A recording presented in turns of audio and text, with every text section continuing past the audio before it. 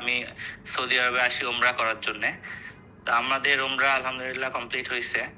হওয়ার পরে আমরা এখানে টাইমগুলো পাস করতেছি। তো এরই মধ্যে হঠাৎ করে কালকে থেকে আমরা শুনতেছি যে এখানে আমেরিকান যে বেস গুলো আছে সেখানে অ্যাটাক করছে ইরানের মিসাইল গুলো। তো পরবর্তীতে আমরা এখানে দেখলাম নিউজ পেপার গুলো, বাইরে কথা বললাম জনসাধারণের সাথে।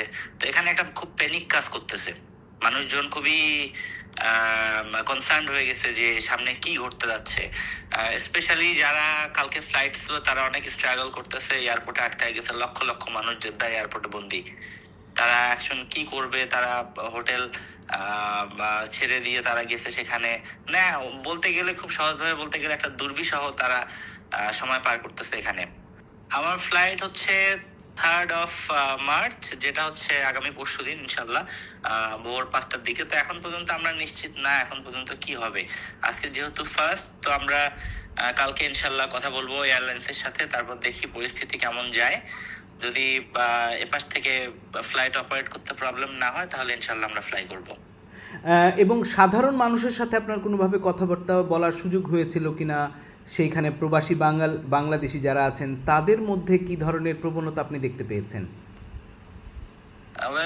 সাধারণ মানুষের সাথে আমাদের কথা হয়েছে, সবাই খুবই দুশ্চিন্তার মধ্যে পড়ে গেছে যে এটা কেমন হলো, এই এরকম একটা পরিস্থিতি হঠাৎ করে সৃষ্টি হয়েছে।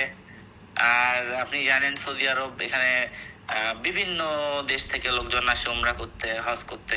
তো এই যে কান্ট্রি, এখানে মাল্টি কালচারাল কমিউনিটির যে একটা জায়গা, তো এখানে এরকম একটা পরিস্থিতি দেখার মতো অবস্থায় আমরা ছিলাম না। আমরা মনে করতাম যে না, অ্যাটলিস্ট সৌদি আরবের আকাশ পথ, মিডল ইস্টের আকাশ পথ এত খারাপ অবস্থা হওয়ার কথা না, যে ফ্লাইট বন্ধ করে দেওয়ার মতো পরিস্থিতি কখনোই আমার মনে হয় না আগে কোনোদিন হয়েছিল কিনা।